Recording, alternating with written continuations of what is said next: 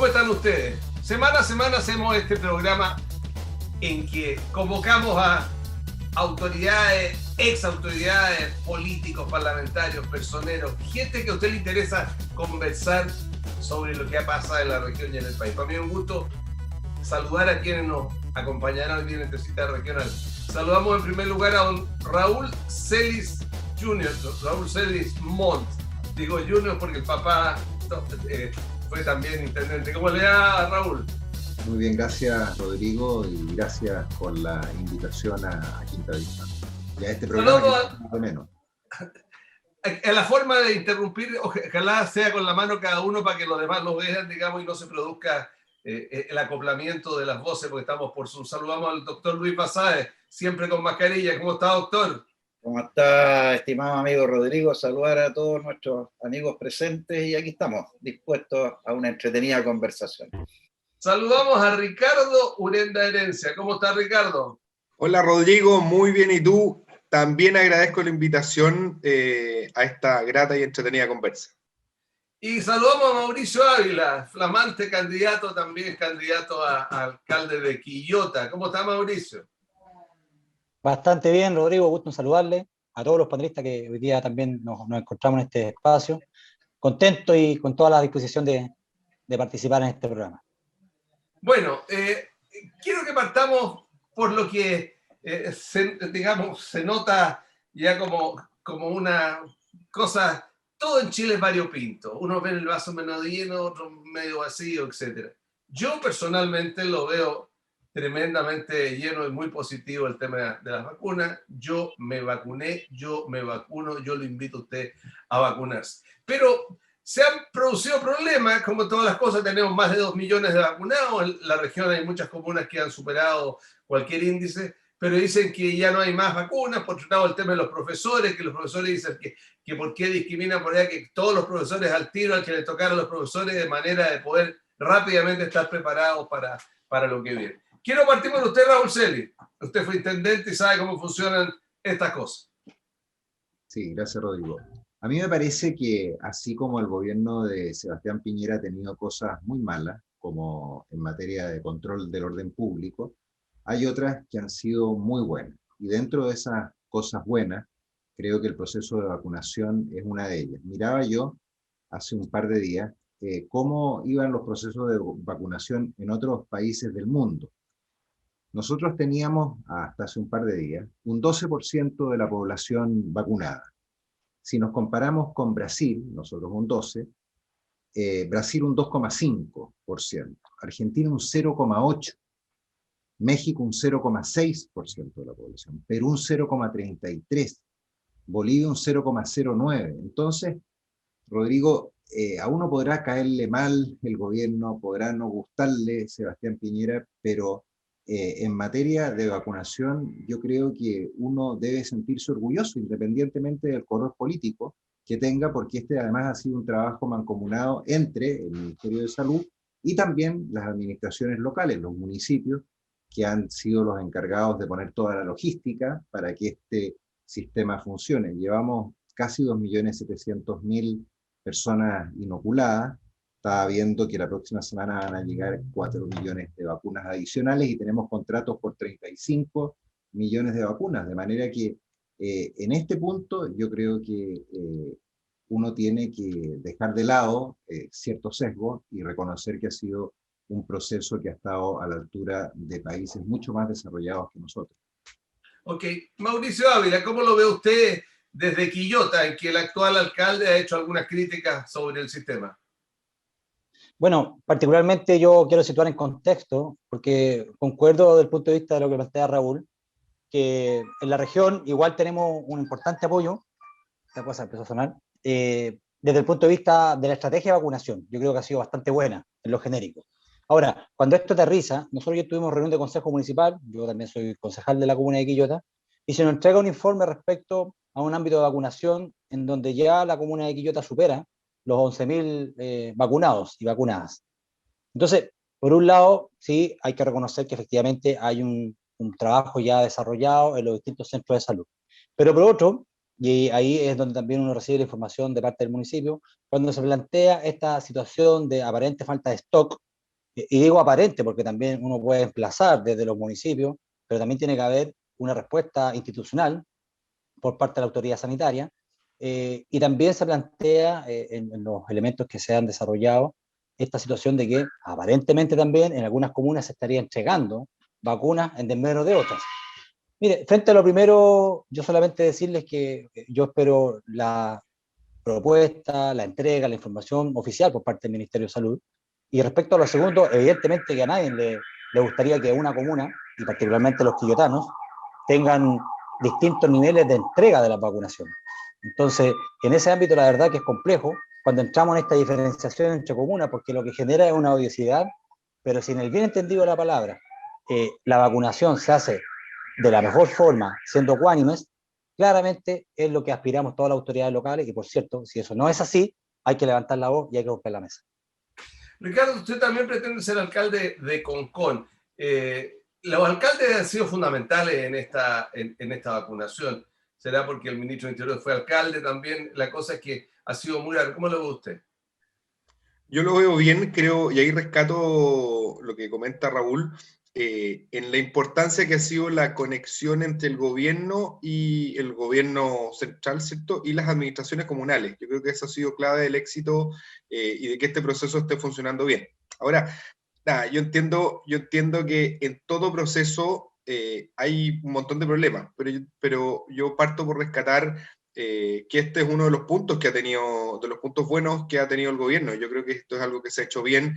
Se entiende que es un proceso sobre la marcha, se han pedido vacunas, hubo que, en el fondo, organizar a los municipios y organizar al gobierno de manera que podamos vacunar a toda la población en un corto tiempo y de manera ordenada, y eso no es fácil para nada. Yo creo también, Rodrigo, y me parece bien razonable, puede ser que como el ministro fue alcalde, supo cómo manejar bien la situación. Pero, para volver a la pregunta inicial, yo creo que ha sido un proceso bueno, yo creo que ha sido un proceso limpio. No perfecto, porque nada es perfecto, pero, y se entiende que donde hay humanos, donde hay distintas administraciones, pueden haber errores, pero yo creo que es un éxito. Efectivamente, tenemos dos formas de mirarlo. Uno es decir, es buscar dónde está el error, y decir, pucha, en esta comuna se han vacunado menos, en esta comuna se han vacunado más, pucha, hay tales personas que fueron y no se pudieron vacunar, etcétera, y mirar los errores puntuales y decir, este proceso no ha estado tan bien. Y la otra forma de mirarlo es también, como comentaba Raúl, es hacer una mirada más integral y ver cómo ha funcionado el proceso en Chile con respecto a los otros países, ¿ya? Por ejemplo, con respecto a los países de la región. Y eso, en cada una de las comparaciones, indican que estamos súper bien, que estamos avanzando y además hemos liderado todos los análisis que se han hecho, así que a mí me parece bien. Ojalá sigamos así, ojalá podamos vacunar prontamente a toda la población, que se cumpla el calendario y podamos empezar a avanzar y salir un poco de este problemazo que es el coronavirus. Doctor Basabe, usted, a diferencia de los demás panelistas, usted no solo opina, sino que usted está ahí, está a cargo de, usted es parte de la estructura de salud, dirige la de Quilpué. Y sin perjuicio de esta manera de mirar el punto de vista global, yo quiero tocar el tema de los profesores y que a través de escuchar su opinión, porque después quiero conversar el tema de las clases, pero ¿cuál es la visión que tiene usted en relación a la vacunación y los profesores? Mira, a ver, para ser bien pragmático en esto y irse a los hechos concretos. Uno lo que tiene que decir es que el gran acierto del gobierno fue efectivamente asegurar la provisión de las vacunas, entendida como el única arma disponible para efectivamente controlar la pandemia. Y ese es el gran acierto del gobierno. Después, en la planificación de toda programación siempre existen problemas. O no resulta lo que uno planifica, suceden una serie de detalles en el camino que hacen cambiar las cosas, y eso es la situación que tenemos hoy día. Partimos con una planificación bastante ambiciosa, con gran flexibilidad y con mucha voluntad, tanto de los funcionarios como la población, que llegó con mucha esperanza al proceso de vacunación. ¿Qué ocurrió entre medio? Lo que ocurrió es que, por distintas razones, ¿cierto?, el volumen de vacunación que veníamos entregando a las comunas hicieron ver que el stock disponible no iba a alcanzar para mantener esta condición de vacunación. Y eso se nos informó oficialmente a través de los servicios de salud. Y por eso se armó toda esta patahola y fue necesario entonces hacer una modificación del calendario, porque nosotros veníamos vacunando del orden de los 3.000 personas diarias y nos quedaban un stock de 9.000 vacunas, o sea, alcanzábamos hasta el viernes. Entonces, cuando se nos dijo que la próxima remesa no llegaba antes de 7 días, todos empezamos a preocuparnos. La modificación del calendario lo que hizo fue que en esta semana que viene se van a vacunar solamente rezagados. Por lo tanto, el número de pacientes vacunados se redujo a la mitad y eso hace que vamos a llegar de manera mantenida con el proceso de vacunación en tanto arriben las vacunas que están pendientes. Una pregunta. ¿Sí? Una pregunta, Luis. Hay gente y la encuesta dice que hay un porcentaje no desechable de gente que no se quiere vacunar. Como usted conoce los números en relación a su comuna, ¿el porcentaje de la gente que debía vacunarse, que se ha vacunado, es alto, bajo, medio? ¿Cómo es? Nosotros alcanzamos el 94% de la población asignada. Así que el número de pacientes que no se ha vacunado es poco. Y lo que hemos visto es que varios se están convenciendo de que es necesario el proceso de vacunación. Las cifras dicen que vacunando un 80% de la población uno tendría un efecto positivo respecto al control de la pandemia. 94% es una cifra bastante interesante. También hemos vacunado personas de otras comunas, porque en algunas ha habido dificultades, más que en otras, y las personas han tendido a fluir hacia los lugares donde está más expedito. Eso ha hecho que varias comunas tengan un volumen de vacunación mayor del asignado. Por ejemplo, nosotros teníamos asignadas 17.000 personas para vacunar y ya vamos en 25.000. Esas 8.000 extras han sido personas de grupos prioritarios o de otras comunas. Pero eso es normal en un proceso como el nuestro, como el que se está desarrollando.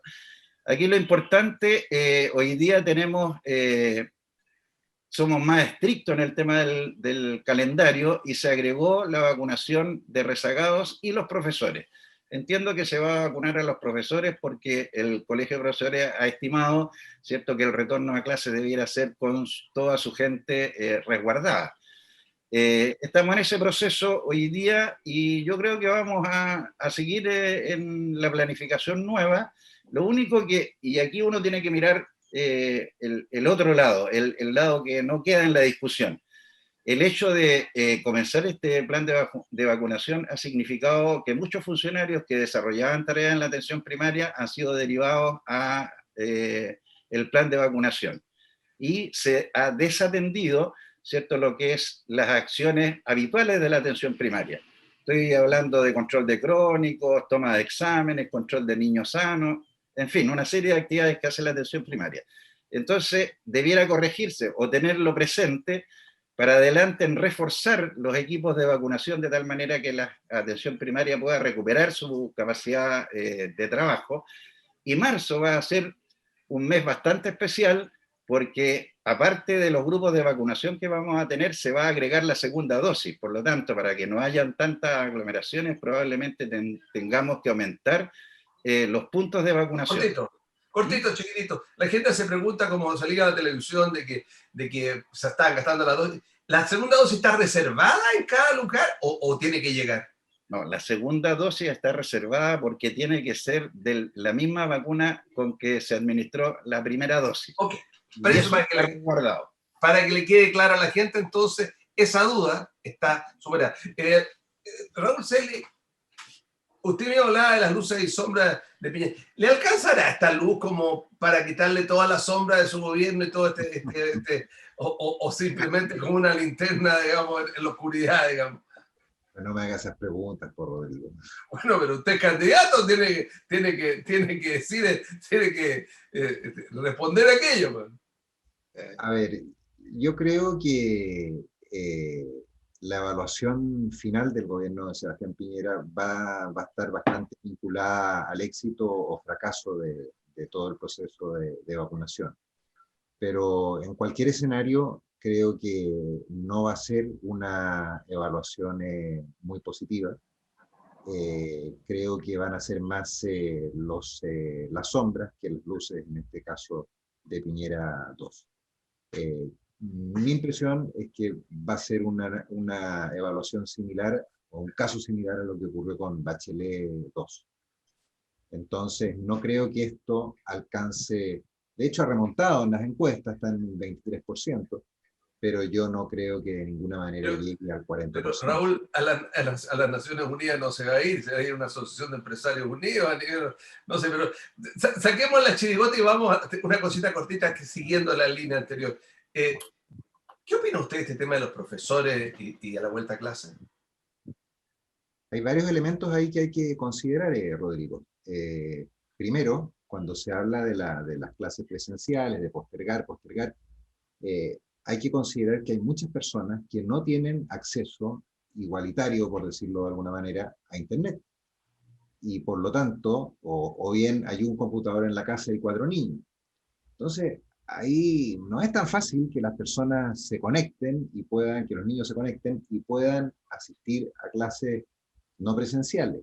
También hay edades de los estudiantes, sobre todo en las primeras etapas, donde no son capaces de concentrarse el suficiente tiempo como para aprender los contenidos. Entonces, yo soy partidario de una vuelta, por supuesto, a la presencialidad. Creo que es negativo hablar de postergar, porque eso lo que va a hacer es aumentar las desigualdades. Y los que tienen mejor acceso a Internet son los colegios privados, los colegios particulares. Entonces creo que es un castigo postergar indefinidamente a ciertos estudiantes de lugares, especialmente de lugares, como digo, aislados, con menos recursos. De todos modos, hay una base fundamental para que esto funcione, y esa base fundamental es que la vacunación se produzca lo antes posible en los profesores, en los administrativos, en todos quienes rodean un establecimiento educacional y participan del proceso de enseñanza. Mauricio Ávila, la última prueba que tiene ya un nombre que ya es difícil de recordar, antes se llamaba bachillerato, después prueba A, después PSU, ahora PTT, no. Bueno, la última prueba demostró de que los 20 mejores colegios de la región, los 20 mejores liceos, los mejores establecimientos educacionales de la región, todos privados. Todos privados. Efecto de la pandemia. ¿Qué opina usted sobre esto? La continuación de este sistema de que los alumnos no vayan a clases, digamos, y el efecto que tienen generaciones y generaciones. La verdad, Rodrigo, yo soy profesor de profesión, fui director provincial de Quillota Petorca, el Ministerio de Educación, por lo tanto, de verdad que conozco el tema. Primero, yo quiero referirme a los dichos del ministro de Economía, Lucas Palacios, de verdad que yo los considero inaceptables, porque ahí se ofende. Mi señora, mi esposa es profesora, y yo vi que mi señora no se dedicó a no hacer nada, sino que tenía que preparar con mayor esmero, con mayor dedicación, lo que son las clases dentro de la casa, conviviendo con el aspecto doméstico, cotidiano, y bueno, absolutamente yo me siento de verdad muy molesto, al igual que muchos docentes de este país, por los dichos del ministro. Vamos a lo que usted me pregunta. Perdón, ¿por qué no lo precisa? Porque a lo mejor hay gente que no lo escuchó, no lo vio. ¿Qué es lo que dijo el ministro?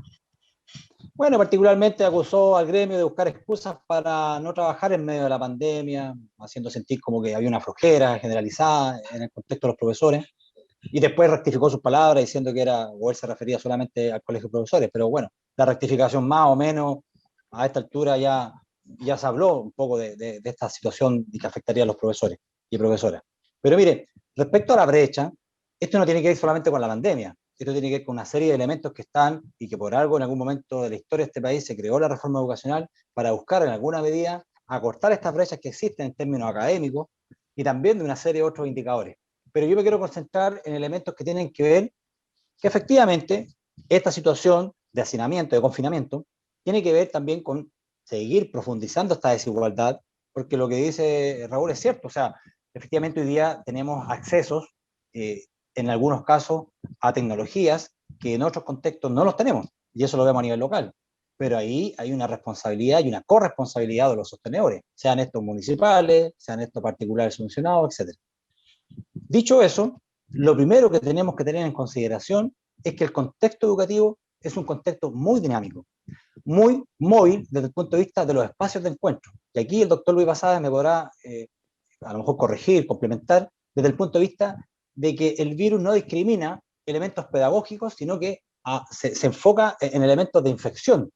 ¿Y qué quiero decir con esto? En la convivencia escolar a diario, el espacio de encuentro como el recreo, el comedor, el camarín, los servicios higiénicos, la sala de profesores, en lo interno de un colegio, en el transporte público, el transporte escolar, el transporte particular, el metro tren, los mismos buses de acercamiento, entre otros, son lugares en donde se puede generar, y además hoy día en los niveles también de contagio que aún se permanecen, considerando que además no está del todo, y el tema que anteriormente estábamos viendo, la vacunación en todo el contexto educativo, los profesores, los asistentes de la educación. Por lo tanto, hoy día es imposible, así de categórico soy, es imposible una educación presencial considerando dichos factores. Okay. Además, quiero cerrar un punto, muy breve. En los primeros niveles iniciales de educación, el juego es inherente a los estudiantes y por lo tanto el abrazo, el afecto, el jugar de la mano, son elementos que desde el punto de vista pedagógico son necesarios, pero desde el punto de vista sanitario se produce un contagio y un acercamiento, verdad que puede ser complejo. Ricardo Urenda.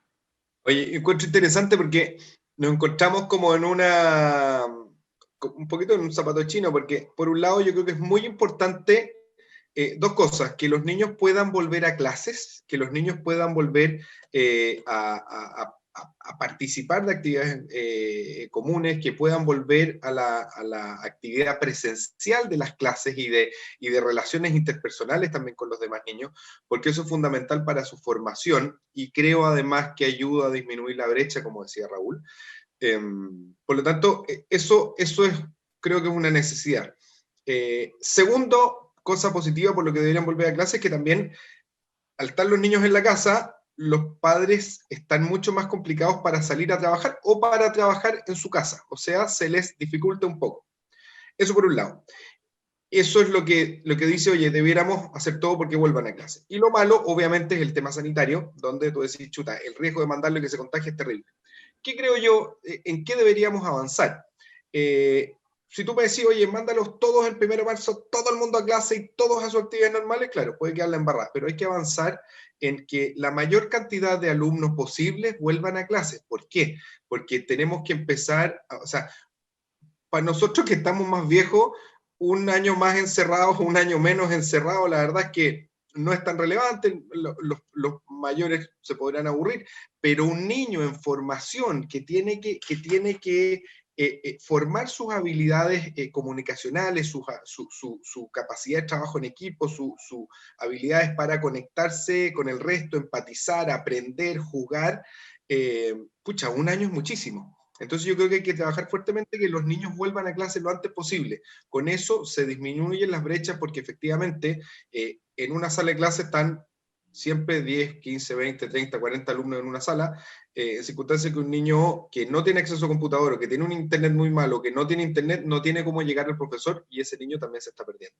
En ese sentido, hay que volver lo antes posible y de la mejor manera posible. Pero eso debe hacerse obviamente con sistema de turnos, con muchísimo cuidado. Creo que debiera haber una diferenciación de edades porque efectivamente, y ahí le toma el punto a Mauricio, cuando tú tenías un niño, yo tengo hijos de 4 años y medio, y decirle a mis hijos que no jueguen con los otros, que no se toquen, que no se abracen, que no se empujen, es imposible. O los míos son más inquietos que el resto, pero igual.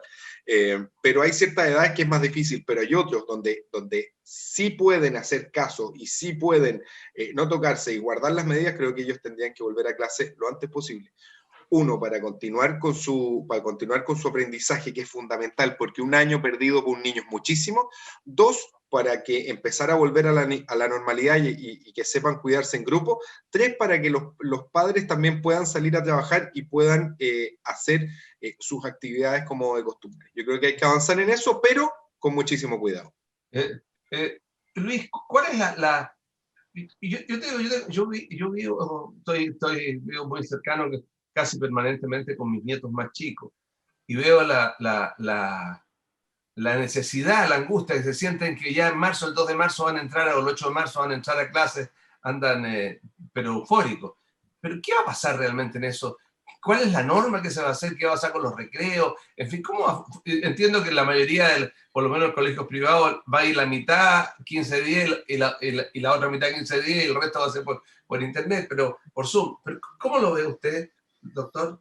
A ver, mira, algunas precisiones respecto a lo que señalaba Mauricio Ávila. En el tiempo del gobierno de Bachelet, la ex ministra Elia Molina se mandó un comentario respecto a los abortos y terminó fuera del gabinete. Lucas Palacio se mandó, digámoslo en palabras chilenas, un ranazo más o menos similar y todavía está ahí. Es un tema de cómo es el criterio de quienes gobiernan y de cómo se hacen las cosas. Dos, nosotros hemos trabajado el año pasado todo el año con los profesores. Hemos estado desde apoyarlos en cómo desarrollar sus materias y cómo controlar todo el afecto en la salud mental de los niños.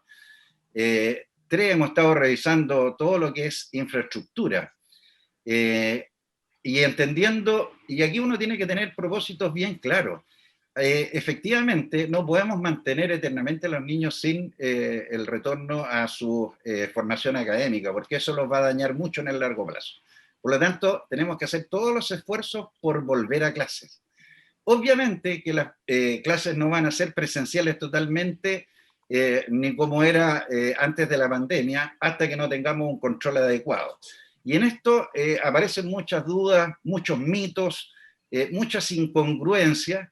Y entonces aquí lo que tenemos que tener es un mensaje claro que sea parejo para todo el mundo. Yo muchas veces he escuchado, ¿cierto?, que tenemos que emparejar la cancha. Y la verdad es que la cancha siempre ha estado dispareja y hoy día lo vemos con mayor razón. Obviamente que las tecnologías que poseen los colegios privados son mucho más altas que las de los colegios públicos. Hay una brecha muy importante. Y no solo en eso, y se expresa lo que decías tú, en el resultado de las pruebas académicas que miden los conocimientos, siempre los colegios privados largamente por sobre los colegios públicos. Y eso no es emparejar la cancha. Entonces aquí, más que vivir de discursos, hay que vivir de hechos concretos. Y esos hechos concretos son, en este caso, que debemos coordinar toda la comunidad escolar y todos los efectos laterales para poder llegar el retorno de clase. Y hemos tenido un año perdido, ¿cierto?, en lograr una organización tal de poder recuperar las clases en marzo de la mejor manera posible. Porque, como le decía Urenda, no solo el tema de volver a clase, efectivamente, ¿quién va a cuidar a los niños en la casa de aquellos padres que trabajan? Hay muchas consideraciones que hay que tomar. Gracias, doctor Basáez, Raúl Celi, Mauricio Ávila, Ricardo Urenda. Estamos en Cita Regional, usted que nos está mirando. Tenemos que ir a una pausa. La pausa es breve y ya volvemos.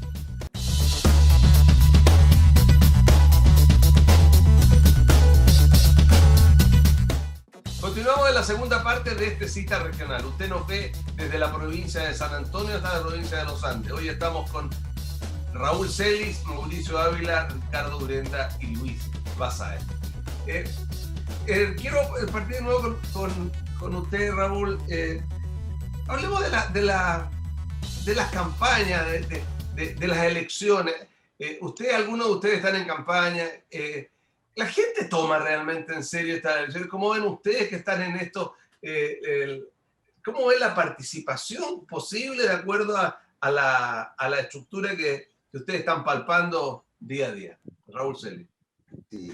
Yo, Rodrigo, iría preocupado si hubiese que resumirlo en una sola palabra, porque no me parece, estamos en febrero, sí, pero no me parece que exista el entusiasmo que debiese haber considerando las circunstancias. Nosotros el 18 de octubre del 19, a partir de esa fecha, lo he dicho en otras oportunidades y lo reitero acá, nuestra democracia estuvo en peligro. Se salvó por estos acuerdos del 15 de noviembre, posteriores, en parte también creo que le ayudó la pandemia, pero el gobierno de Piñera estuvo, en mi opinión, no muy lejos de...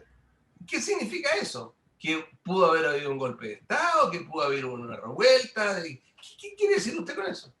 Claro, yo creo que el gobierno de Sebastián Piñera pudo haber caído como consecuencia de un golpe de Estado. Acuérdense que este acuerdo del 15 de noviembre fue un acuerdo desesperado, donde las fuerzas políticas estaban conscientes que tenían 72 horas para llegar a un acuerdo porque la violencia estaba desatada en todo el país.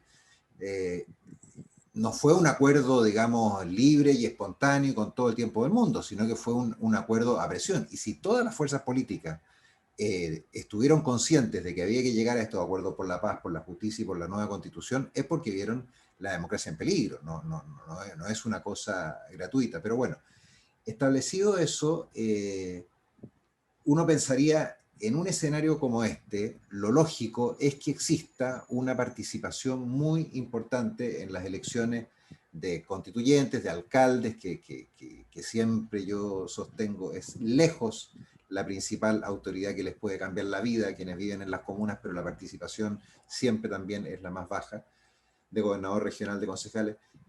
Yo mi sensación es que todavía la campaña no prende, no agarra, y eso puede ser en parte por el COVID, por la pandemia, por las restricciones sanitarias, por los toques de queda, por las cuarentenas de los fines de semana.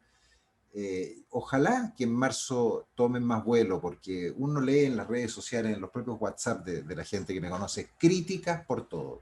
Todos son malos, nadie sirve para nada, pero en el momento de los que hubo, que es lo que yo en algún momento le voy a poner a los compañeros de curso, ninguno participa.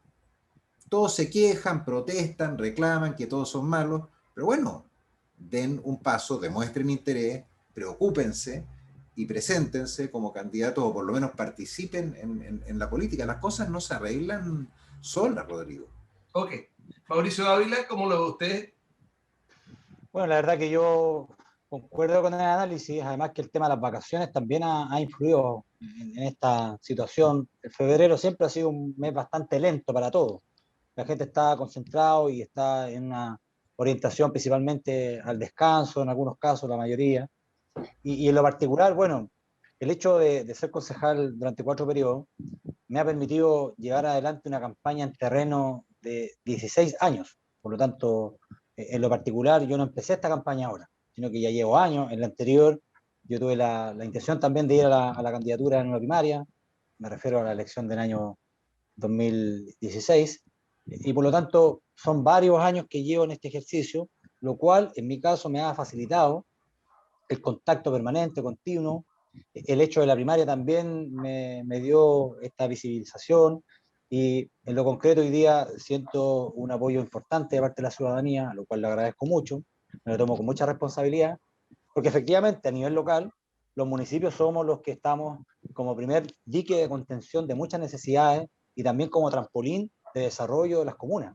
Por lo tanto, ahí hay un tremendo desafío que yo lo agradezco muchísimo, un formato distinto de campaña, utilizando distintas vías, redes sociales principalmente, y también en el marco también de lo que es la publicidad radial, que también ya está autorizado. Y con mucho respeto, esto es muy importante, con mucho respeto respecto a la normativa, respecto a los aforos, y también en alguna medida en consideración a la situación sociopolítica, que hay bastante crítica respecto a la clase política, un desconocimiento de lo que son los constituyentes, en fin, hay harto que seguir avanzando en esta materia, en esta candidatura. Ricardo Urenda, ¿cómo lo ve usted? Yo me sumo un poco a lo mismo. La candidatura todavía no aprendió. Puede ser coronavirus, puede ser porque hoy día las noticias son las vacunas, puede ser por el verano. Y, oye, puede ser por la misma temporalidad de la elección. Estas cosas van en aumento. Yo creo que esto se va a empezar a poner más, va a ser más tema una vez que se pueda hacer ya publicidad con carteles, que eso es a partir del 11 de marzo, y la gente se va a enterar más. Lo malo es que mientras todos critican a los políticos, y está bien, yo creo que en varios casos hay razón, Pero el tema es que cómo cambiamos si es que la gente sigue votando por lo mismo, cómo cambiamos las cosas. Y en ese sentido el llamado es a que la gente se informe, a que ojalá lea no solo las propuestas de los candidatos, porque finalmente muchos candidatos pueden tener propuestas similares, sino que también vean el currículum, porque el papel aguanta mucho y todos podemos poner que queremos hacer miles de cosas, pero la gente tiene que votar por los que son capaces de hacer efectivamente las cosas que prometen. Nosotros hemos visto, no sé, yo aquí en Concón he visto ofertas de un montón de cosas y después cuando salen electos no se cumplen. Y al final eso chatea y aburre a la gente. Para volver a la pregunta original de cómo ven las campañas, yo creo que todavía no agarran vuelo, están partiendo, yo espero que agarren vuelo para que la gente vote informada y vote por buena gente. Y en el caso de Concón, espero que voten por un cambio. Gracias.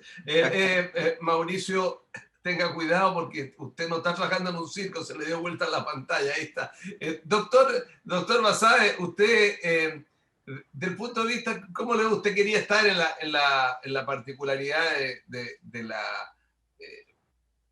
la lucha? Pero hay unidad después de las primarias cuando se produce una dolorosa salida del escenario. Mira, yo creo que la unidad es fundamental en cualquiera de los segmentos para poder alcanzar lo que uno desea, que es a través de la gestión, ya sea de las comunas, de los gobiernos regionales, pueda llevar adelante lo que a uno le parece que debe ser lo mejor para las personas. Ahora uno puede colaborar con la gente con o sin cargo, así que eso no es tema para poder seguir aportando al desarrollo de nuestra ciudad. Yo creo que el tema de las campañas hoy día está un poco permeado por la situación de la pandemia. Les ha costado a los candidatos acostumbrarse a que hoy día lo central va a ser la publicidad, las redes sociales, y el territorio es poco lo que se puede hacer porque no se pueden juntar mucho, a diferencia de campañas anteriores. Efectivamente, en ese contexto la gente tampoco ha aprendido mucho porque no tiene mucha información respecto de los candidatos y porque hoy día sus preocupaciones están en otro lado. Sin embargo, yo creo que es muy relevante que las personas vayan a participar en este proceso eleccionario que se nos viene, porque la redacción de la Constitución va a ser muy relevante porque se van a generar las reglas del juego para los próximos 40 o 50 años y eso no es un tema menor. Y en ese contexto, las personas ojalá pudieran ir lo más informada posible, como decía Ricardo. El discurso, las palabras, los folletos dicen muchas cosas, pero no necesariamente lo que dicta el corazón de las personas.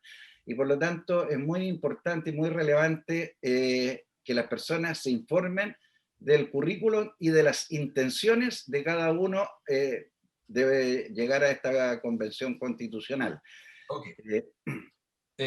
Me gusta que el término que usted, que es un hombre de izquierda, diga el término real, diga convención constitucional y no diga asamblea constituyente, porque el término es convención constitucional. Al terminar, una cosa quiero preguntarle, ¿no creen que va a afectar realmente esta sensación o vuelta de violencia que está poco a poco? La violencia no se fue de vacaciones y es un tema que viene en lento pero progresivo aumento. ¿Cómo les va a afectar a la candidatura y cómo le afecta al gobierno, digamos, porque la percepción de la gente es que el gobierno no actúa? Raúl Celi. Y creo, Rodrigo, que lamentablemente la violencia, yo dije que la principal asignatura pendiente en esta administración de Sebastián Piñera ha sido el orden público, que mi evaluación ahí es sumamente negativa. Efectivamente ha aumentado, no veo por dónde vaya a disminuir, creo que van a haber también sectores minoritarios a los que no les convenga el resultado, por decirlo de alguna manera, de la Convención Constitucional, para ya desde el comienzo empezar a torpedearlo. Entonces, yo no tengo un grado de optimismo demasiado alto. Espero, sí, tengo una esperanza. Y esa esperanza es que las elecciones ayuden a ir encauzando el problema. que las elecciones de constituyentes, por ejemplo, ayuden a ir encauzando el problema constitucional, que las personas que ejercen actos de violencia entiendan que el cauce ahora no, es por esta convención constitucional donde los representantes van a tener que tener fundamentos, lograr acuerdos necesariamente. Pero mi temor son... Perdón, Raúl, pero ¿usted no cree que también se puede ejercer violencia en la Asamblea Constituyente en el sentido de que algunos que crean y estén absolutamente convencidos que el poder reside en el pueblo y el pueblo votó por los constituyentes? Por lo tanto, son los nuevos constituyentes, los convencionales, quienes son el Parlamento y el Parlamento para su casa. ¿No cree aquello? Bueno, claro, va a haber un riesgo de un grupo, pero en mi opinión, Rodrigo, ese grupo va a ser reducido. Yo creo que dentro de los constituyentes, además hay buenos nombres, hablábamos en el Distrito 6, hay personas con una trayectoria extraordinaria, especialmente en materias constitucionales. En el Distrito 7 también hay candidatos que son sumamente serios y que debiesen ser elegidos. Y si uno recorre a lo largo del país, hay un buen porcentaje de candidatos. Yo creo que va a haber alrededor de un tercio, a lo menos, de personas con muy buena formación jurídica y política dentro de la Convención Constitucional, y creo que va a ser minoritario el grupo que llame a no respetar los acuerdos. Creo que ellos solos van a ir quedando de lado, porque ahí lo que va a mandar es la argumentación. Mi preocupación es que luego de conocidos los resultados de la elección, algunas personas que no queden conformes, porque ya van a poder adivinar cómo va a terminar la Constitución, bloqueen el funcionamiento de la Convención Constitucional, estén permanentemente torpedeándolo. Y me refiero a los grupos extremos. Los grupos extremos son peligrosos, y ahí el gobierno tendrá que actuar y aplicar el orden público. Bien. Mauricio Ávila. Mira, la verdad, Rodrigo, yo siempre he sido un hombre que ha llamado a rechazar cualquier acto de violencia, cualquiera sea esta. Hoy día, en el ámbito político, social, yo creo que están dadas las condiciones desde el punto de vista democrático, desde la participación ciudadana, que es poco explotada, y muchos reclaman respecto a su necesidad y una serie de elementos que son muy legítimos a lo mejor desde su punto de vista, pero no hacen uso de los mecanismos de participación para poder avanzar en esta materia. Yo creo que las elecciones son una herramienta tremendamente importante, útil, y además que dan el espacio de participación ciudadana para que esa fuerza, esa energía, muchas veces también la desazón de la gente, se pueden canalizar. Uno le puede endosar responsabilidad a los candidatos, le puede pasar la cuenta a los candidatos o a las candidatas cuando el ejercicio electoral se puede aplicar. Por lo tanto, yo tengo la expectativa de que hoy día este ejercicio histórico de poder construir una nueva constitución nos brinde un marco de paz, de armonía y también de equidad, porque es lo que realmente hoy día la ciudadanía demanda. No así lo que siempre el punto negro de activistas, de gente ligada a movimientos que están fuera de las grandes demandas que son legítimas por parte de la ciudadanía, buscan, que es entorpecer y generar violencia y más violencia. Mauricio, cortito. ¿Y qué opina usted de que toda la ex concertación y todos los grupos quieren marginarlo a la democracia cristiana y dejarlo fuera en las primarias? La democracia cristiana no. No sé si todo. Por ahí yo leí una entrevista que le hicieron a Carlos Minami donde él decía que no. Ni Ominami ni Insulza, que son viejos tercios democráticos, los tienen, pero de los jóvenes como usted y algunos no tan jóvenes, como Girardi, Elizalde y compañía, piensan que ustedes no. ¿Qué piensa usted? Lo que pasa es que la democracia cristiana sabe lo que pesa. Y eso también lo sabe el mundo de la centroizquierda. Por lo tanto, yo creo que por ahí, cuál es el motivo y cuál fue la orientación de ese comentario, lo desconozco mayormente, pero muy claramente no hay un gobierno de centroizquierda sin la democracia cristiana. Ricardo Urenda, ¿la violencia puede afectar esto? Es como ve esta violencia que va poco a poco avanzando.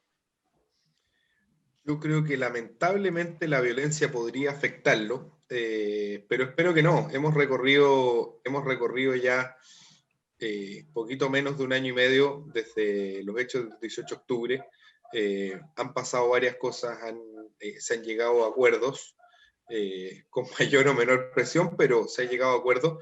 Ya estamos en un proceso democrático, ya estamos en el fondo, ya se hizo un plebiscito, se están eligiendo a los constituyentes, y me parecería que en este caso, o sea, no tenéis dónde sustentar la violencia, no creo que tengas a alguien razonable que pueda seguir empujando la violencia, porque se pidió que se le pregunte a la gente una nueva constitución, se están eligiendo hoy día las personas que van a ser las designadas, ¿cierto?, por la ciudadanía para redactar en esta nueva constitución, y ahí están. Por lo tanto, yo creo que sí, si crece la ola de violencia se puede afectar este proceso, pero espero que no. Yo creo que siempre debe primar la cordura. Yo creo que como país siempre debemos optar por la paz, por los acuerdos, y como clase política siempre debemos defender la democracia.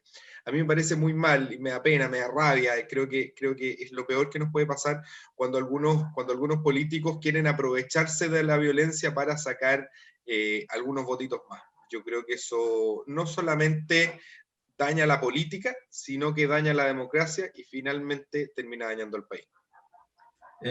Doctor Basáez. Mira, el 18 de octubre se movilizó una gran cantidad de personas a lo largo del país y cuya motivación era la falta de sintonía entre el poder político y las aspiraciones ciudadanas. Ese era el trasfondo. La violencia, que es generada por grupos minoritarios, extremos, extrema derecha y extrema izquierda, no representa el sentir de la gran mayoría de la ciudadanía que quiere transitar en paz hacia un mundo mejor. Ese fue el llamado que hizo la ciudadanía el 18 de octubre. El no tener el control del orden público con estos grupos minoritarios es parte de las sombras del gobierno de Sebastián Piñera y que se lo han enrostrado sus propios partidarios. Entonces, aquí lo que tiene que suceder es que las personas que finalmente conformen esta convención constitucional no debiera ser una lucha entre la mantención de la situación política previa al 18 de octubre y versus, ¿cierto?, el mundo nuevo, como lo podríamos llamar. Yo creo que aquí efectivamente, para que no ocurran hechos de violencia, se deben dar dos condiciones. Uno, que los constituyentes efectivamente luchen por generar una constitución nueva que sea más representativa y refuerce las aspiraciones de la ciudadanía, que es lo que está reclamando. Y segundo, el gobierno tiene la gran responsabilidad de mantener el orden público. Si aquí la mayoría de la gente en Chile quiere transitar en paz, no quiere transitar por caminos de violencia. Y eso es una responsabilidad del gobierno de turno, digamos, que tiene la responsabilidad del control público. Y como les digo, lo que debería ocurrir es sentémonos a rayar una nueva cancha, un mundo nuevo, donde los chilenos y chilenas puedan sentirse más representados y más felices. Ese es el objetivo. Muchas gracias, doctor Basáez, Raúl Celi, Ricardo Ureta, Mauricio Ávila. Su minuto final para cada uno, don Raúl Celi.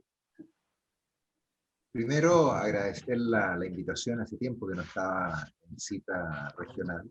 Segundo, pedirle a los telespectadores que participen en este proceso.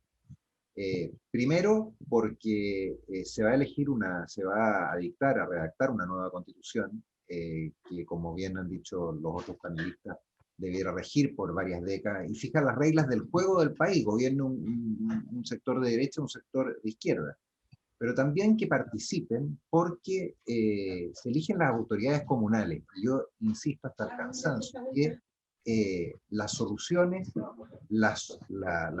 deben acercarse al lugar donde se producen los problemas. Y en ese sentido es el municipio el que les puede cambiar la vida a los vecinos. Entonces, el llamado mío fundamentalmente hoy día es a participar en un momento que es clave en la historia de nuestro país. Muchas gracias, Mauricio Ávila. Bueno, sin duda agradecer del espacio de Cita Regional, Rodrigo, un agrado conversar con ustedes y hacer el llamado a la gente de mi ciudad. Yo estoy haciendo una campaña, además de todo, con mucho corazón. Yo amo mi comuna. 16 años me han permitido, gracias a la gente y de la mano de ella, poder ser parte del proyecto de construcción de la ciudad. Quillota necesita nuevas ideas, se viene un cambio. Yo quiero ser parte de ese cambio y en eso le quiero pedir el apoyo a cada ciudadano. hemos dejado un esfuerzo pero tremendamente importante. Hemos construido un currículum, una experiencia, una cercanía, un fiato, un carisma con la gente. Mi familia es de Quillota, yo soy hijo de esta ciudad y por lo tanto hoy día más que nunca, entrando ya en la fase final de lo que se viene, le quiero pedir el apoyo a cada ciudadano y a cada ciudadana. Muchas gracias, Mauricio Ávila. Ricardo Urenda. Oye, yo creo que vamos a empezar a entrar en tierra derecha, ya marzo espero que agarren vuelo las campañas, y me parece que es importante porque no da lo mismo por quién votar, no da lo mismo por quién votar para constituyente, para gobernador, para alcalde, para concejal. Efectivamente la administración local es muy importante. En Concón tenemos una situación bien especial, y es que el alcalde, que lleva mucho tiempo, que a mi juicio ha hecho una pega interesante y con alto sacrificio, ya no va a estar, y tenemos que elegir quién lo va a suceder. Sin duda, va a ser una elección muy apretada, hay harto candidato, y ahí yo quiero invitar a los conconinos y así como a todos los ciudadanos a que investiguen bien a sus candidatos, no se queden con las palabras, miren el currículum, vean quién es capaz de tener el liderazgo suficiente para cumplir con aquellas cosas que promete y hacer el bien para la comuna. Específicamente en Concón necesitamos proyectar nuestra comuna para los próximos 30 años y nada. Muchas gracias, Ricardo. Por la invitación, Rodrigo. Luis Basáez. Bien, para los que somos católicos es tiempo de Cuaresma, y el tiempo de Cuaresma es tiempo de conversión. Y yo quisiera invitarlos a todos a que dejaran de ser tan individualistas y mostráramos más solidaridad entre los seres humanos, y esa solidaridad se plasme en esta nueva constitución. Tiempo de conversión, tiempo de buenos tiempos. Muy bien. Muy bien, me acordé de la Cuaresma, me acordé también que en el campo están los cuaresmeros. Usted no sabe, 40 días que no toman alcohol en esperanza de claro. Pero yo lo único que le quiero decir es que le agradezco la participación de nuestro panelista, le agradezco su teleaudiencia y pedirle de que esperemos, pero que vaya a votar el 11 de abril próximo, porque usted tiene en sus manos la elección del Chile del futuro. Que estén ustedes muy bien.